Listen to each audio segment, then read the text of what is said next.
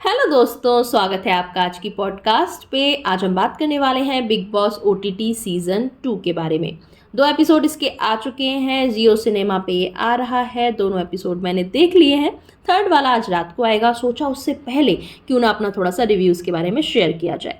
और मैं ना सिर्फ एपिसोड ही देखती हूँ क्योंकि लाइव बैठ के देखने का 24 आवर्स इतना टाइम तो नहीं है, लेकिन एपिसोड्स में ये ना सारा कुछ पता चल ही जाता है कि क्या हुआ।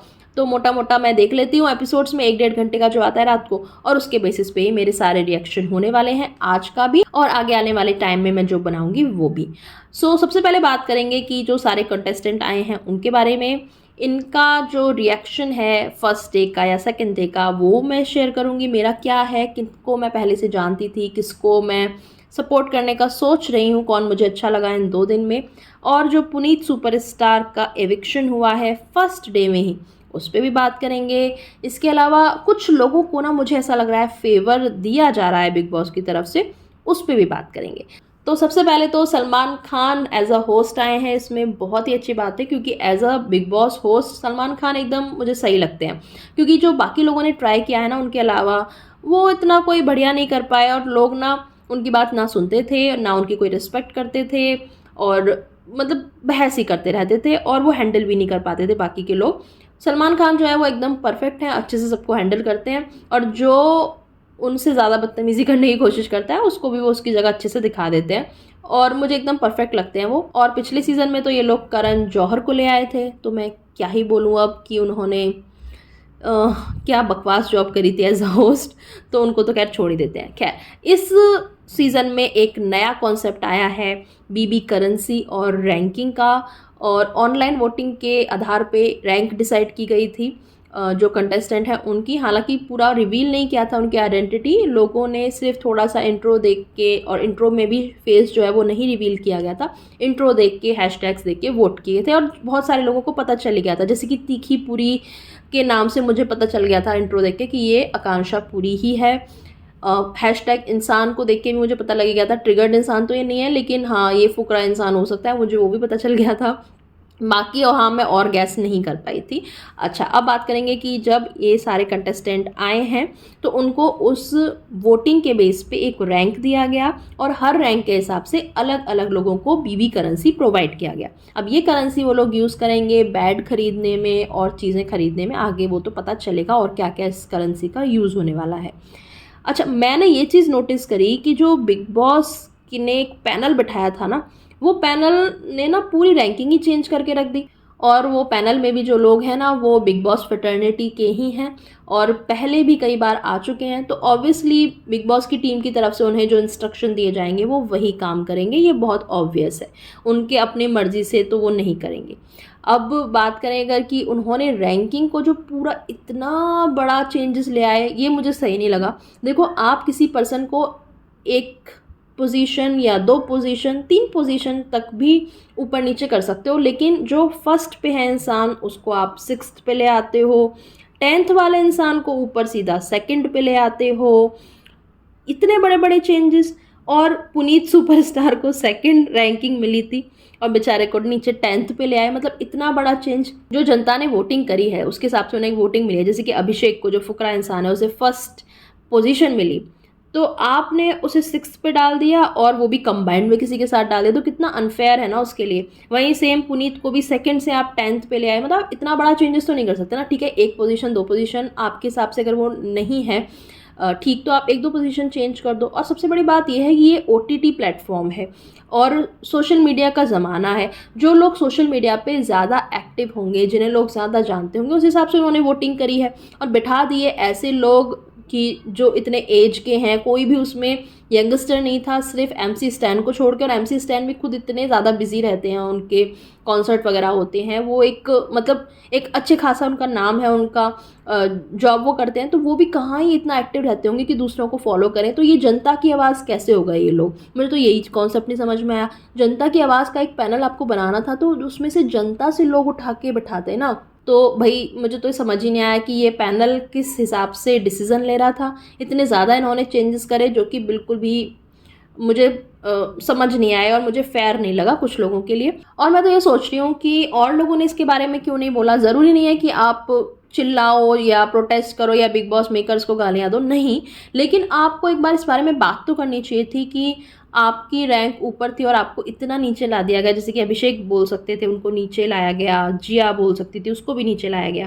खैर, जो लोगों को ऊपर ले जाया गया जैसे कि साइरस हो गए या जैसे कि पूजा भट्ट आई हैं, उनको तो सीधा सीधा फर्स्ट रैंक दे दी। मतलब बहुत ज़्यादा मुझे बाइस्ड लगा ये कि उनके लिए क्यों नहीं जनता से वोट कराया गया, क्यों सीधा सीधा फर्स्ट रैंकिंग उनको दे दी गई। शुरू से ही फर्स्ट एपिसोड से, इंट्रोडक्शन वाले से आप उन्हें फेवर कर रहे हो, तो आगे तो खैर उनको पता नहीं ना जाने कितने फेवर मिलने वाले हैं। अब बात करेंगे कि जो इंट्रोडक्शन ख़त्म हो गया, आकांक्षा पुरी जो हैं उनको तो एंट्री अभी नहीं मिली है, पलक हैं उनको एंट्री अभी नहीं मिली है, जो कि अभी मिलेगी शायद आगे आने वाले एपिसोड्स में। अब बात करते हैं सेकेंड एपिसोड की। तो उसमें तो खैर पुनीत सुपरस्टार छाए हुए थे शुरू से लेके एंड तक। इवन फर्स्ट एपिसोड से ही उनका शुरू हो गया था, लास्ट से अपनी जो वो चीज़ें करते हैं, अटेंशन लेने की कोशिश, जो उनकी हरकतें हैं, वही सब शुरू हो गई थी। और मैं ये पूछना चाहूँगी जो मेकर्स हैं या जिसने भी ये कास्टिंग करी है कि आप उसे क्या सोच के लाए थे, आपको क्या लगा था कि वो शो में क्या इनपुट देगा।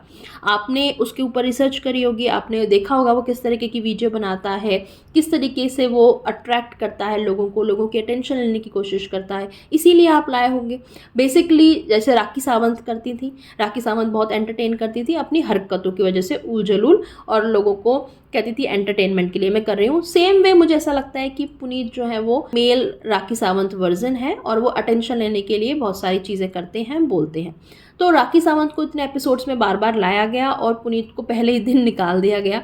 तो देखिए, पहले तो ये कि जो बिग बॉस ने फर्स्ट वार्निंग दी थी वो बिल्कुल सही थी कि जो सेल्फ हार्म उन्होंने किया है खुद को, जो केमिकल्स वगैरह खुद पे डालना, लाइजोल जैसे डाल लिया था, टूथपेस्ट लगा लेना, वो चीज़ों के लिए उन्हें वार्निंग मिलना ठीक था। बिग बॉस की प्रॉपर्टी को कोई नुकसान पहुंचा रहे थे, उसके लिए बोलना ठीक था। लेकिन जो बाद में उसके वार्निंग के बाद में पुनीत ने किया है, उसमें कहीं से भी ऐसा नहीं है कि वो एज अ कंटेस्टेंट उन्होंने कोई रूल तोड़ा हो। वो लोगों से बहस कर रहे हैं, ये तो सारे लोग करते हैं बिग बॉस में आके। वो लोगों से कह रहे हैं मैं तुम्हारी नहीं सुनूंगा, तुम्हारी क्यों मानूं, मैं यहाँ आके तुम्हारी क्यों सुनूं। इसमें कुछ गलत नहीं था। अगर उसने कुछ किया भी टॉयलेट में जाके और अगर वो कहता है मैं नहीं मानता, कहाँ प्रूफ है, तो ये तो पहली बार थोड़ी हो रहा है बिग बॉस में, ये तो हमेशा से होता आया है कि लोग इवन कैमरा पे दिख भी जाता है कि कुछ चीज़ें कर रहे हैं, चीज़ें छुपा रहे हैं, छुपा के रख रहे हैं और कहते हैं हमें नहीं पता, हमारे पास नहीं है। तो ये तो बिग बॉस का कॉन्सेप्ट ही है। मुझे बिल्कुल नहीं समझ में आया कि उस वार्निंग के बाद में जो फिर से सबको बिठाया गया और बोला गया कि पुनीत ने सबको परेशान किया है। ऐसा क्या परेशान किया है? मतलब आप ही बोलते हो कि वर्बल सब अलाउड है, आप बोल सकते हो उसने तो इवन गाली तक नहीं दी, उसने किसी पे कोई मतलब आक्रोश ऐसा नहीं जताया कि वो किसी पे मारने वाला हो या कुछ हो, वो सिर्फ नॉर्मल बहस कर रहा था। उसके बाद सबको बिठा के उनका मत लिया गया कि आप एडजस्ट कर सकते हो या नहीं, बताओ ये कब से होने लगा बिग बॉस में? आई मीन लोगों को डाला ही अलग अलग लोगों को एक साथ इसलिए जाता है कि यही तो कॉन्सेप्ट है कि लोग एक दूसरे के साथ एडजस्ट ना कर पाएँ, उनकी बहस हो या उनके क्लैशेस हो, यही तो बिग बॉस का कॉन्सेप्ट है। तो मुझे बिल्कुल नहीं समझ में आया कि उस वार्निंग के बाद में पुनीत ने ऐसा क्या किया कि जिसके बेस पे उसे एवेक्ट कर दिया गया, और मुझे बिल्कुल फेयर नहीं लगा। हाँ, हो सकता है कि इसमें बिग बॉस की कुछ सोची समझी प्लानिंग हो, उनको फिर से री एंट्री कराई जाए वाइल्ड कार्ड बना के या उसको किसी रूम में बिठाया जाए, लेकिन मुझे नहीं लगता ऐसा होगा क्योंकि बिग बॉस ओटीटी काफ़ी छोटा है, सिर्फ 6 हफ्ते का है और इतने सारे लोग पहले से ही अंदर हैं। तो उसमें भी अगर वाइल्ड कार्ड एंट्रीज लाई जाए तो समझ नहीं आता। मुझे नहीं लगता कि वाइल्ड कार्ड एंट्री उसे वापस होगी और वो एविक्ट ही हो गया है, तो थोड़ा सा अनफेयर है। और दूसरा अनफेयर जो मुझे लगा वो ये कि जैसे कुछ लोगों को बहुत ही एकदम ऊपर की रैंक दे दी गई नीचे से उठा के, जैसे साइरस को 10th से 2nd पे बिठा दिया गया। मुझे बहुत ही ज़्यादा ऐसा लगा कि आपने कुछ ज़्यादा ही जंप ले दिया। आप 10 से उसे 8 पे कर देते, 7 पे कर देते, समझ आता है, पर 2nd पे एकदम से करना बिल्कुल भी फेयर नहीं था। सेम वे पूजा भट्ट को जो फर्स्ट रैंक आपने हाथ में थमा दी, बिल्कुल भी फेयर नहीं था दूसरे लोगों के लिए। अब बात करते हैं कि पुनीत सुपरस्टार ने जो सारी लाइमलाइट ले ली, उसके बाद भी जो कुछ लोग हैं जिनको थोड़ी फुटेज मिली, तो ऑब्वियसली वो पूजा भट्ट हैं, क्योंकि उनको तो ना चाहते हुए भी फुटेज दी है बिग बॉस ने। इधर उधर जो वो बात कर रही हैं, कभी अपने पापा के बारे में, कभी अपने एक्सपीरियंस के बारे में, वो सब दिखाया गया है। अच्छा, उसके बाद मुझे अभिषेक लग रहा है कि वो काफ़ी अपने पॉइंट ऑफ व्यू रख रहे हैं। उसके अलावा जो जद हदीद आए हैं जो दुबई से, उनकी भी थोड़ी बहुत लाइमलाइट उनको मिली है और उसमें बहुत बड़ा कारण है मनीषा रानी जो उनको लाइमलाइट दिलवा रही हैं और खुद भी ले रही हैं। तो बहुत अच्छा है, ठीक है, चलो मनीषा का अपना इधर उधर जो वो हंसी मजाक करती रहती हैं तो अच्छा चल रहा है उनका भी, ठीक है, आगे एंटरटेन कर सकती हैं वो ऐसे ही अपनी हंसी मजाक से। इसके अलावा जो अविनाश सचदेव हैं जो कि टीवी फटर्निटी से बिलोंग करते हैं और वो कहीं ना कहीं अपने आप को सुपीरियर मान रहे हैं, मुझे ऐसा लग रहा है, और ज़बरदस्ती ना मुद्दे में घुसने की कोशिश, लाइमलाइट लेने की कोशिश, और वो दिख रहा है कि ज़बरदस्ती में हो रहा है और ये बंदा फेक कर रहा है और ज़बरदस्ती में घुस रहे हैं और अपना ना एक ग्रुप बनाने की कोशिश अभी से उन्होंने शुरू कर दी है, पहले दिन से ही। और खुद बोल भी रहे थे कि लोगों को लगेगा कि ना ये हमारा ग्रुप है, जिया को ले लिया है अपने संग, फलक को ले लिया है। फलक मुझे थोड़ी थोड़ी ठीक लग रही है, जेन्युइन लग रही है, जेन्युइन उसके रिएक्शन आ रहे हैं। जिया बहुत अभी दबी हुई सी लग रही है। अविनाश मुझे ऐसा लग रहा है ज़बरदस्ती का घुसने की कोशिश है, ज़बरदस्ती की लाइमलाइट लेने की कोशिश है, फेक लग रहा है काफ़ी ज़्यादा। मनीषा ठीक है, अपना फ़न कर रही है और साइरस जो हैं वो अभी थोड़े दिख ही नहीं रहे हैं ज़्यादा। और बाकी लोगों का तो खैर क्या ही कहूँ, जो बेबिका हैं वो भी थोड़ी बहुत बोल रही हैं लेकिन इतनी ज़्यादा कोई फुटेज उन्हें मिली नहीं। खैर अब देखेंगे कि अब क्या होने वाला है। जब पुनीत चले गए हैं जो कि सारी लाइमलाइट अपनी तरफ ही खींच रहे थे, जब वो चले गए हैं तो देखते हैं कि अब एपिसोड 3 से कौन है जो उभर के आता है। और जो बाकी के 2 लोग इन्होंने बिठाए हुए हैं, पलक बाहर है और अभी आकांक्षापुरी बाहर है, उनकी भी अभी री एंट्री होनी है, तो उसमें क्या ट्विस्ट ला के एंट्री होगी। और जो पलक और अविनाश का एक जो पास्ट है, क्या उसको लेके कोई एंगल बनेगा, क्योंकि अविनाश ने तो अभी से एंगल बनाना शुरू कर दिया है, उसने पास्ट की बातें उठाना शुरू कर दी हैं, जिया को अपनी तरफ लेने की कोशिश कर ली है। और मुझे ऐसा लग रहा है कि इनके पास्ट, क्योंकि इक्वेशन ठीक नहीं है, उसको लेके काफ़ी सारे कॉन्फ्लिक्ट्स होंगे। और मुझे जैसा अविनाश दिख रहा है वो मुझे ऐसा लगता है जानबूझ के वो सिचुएशन बनाने की कोशिश करेगा कि वो कॉन्फ्लिक्ट्स हो ताकि उसको फुटेज मिले। अब देखते हैं कि होगा क्या। आप लोग मुझे बताना आपके रिव्यू आज के पॉडकास्ट के लिए इतना ही। और मैं अपने ना विचार शेयर करती रहूँगी, ज़रूरी नहीं हर रोज़ करूँ, लेकिन 1-2 दिन बाद या वीकेंड के बाद ऐसे करती रहूँगी, जल्दी जल्दी आती रहूँगी, क्योंकि मुझे बिग बॉस देखना काफ़ी पसंद है। और बताती रहूँगी अपने रिव्यूज़, ताकि आप भी अपने विचार मेरे साथ शेयर करते रहो, मज़ा आएगा बिग बॉस की चर्चा करने में। तो भाई आज के लिए इतना ही, चलते हैं, मिलेंगे बाद में आपसे, बाय बाय।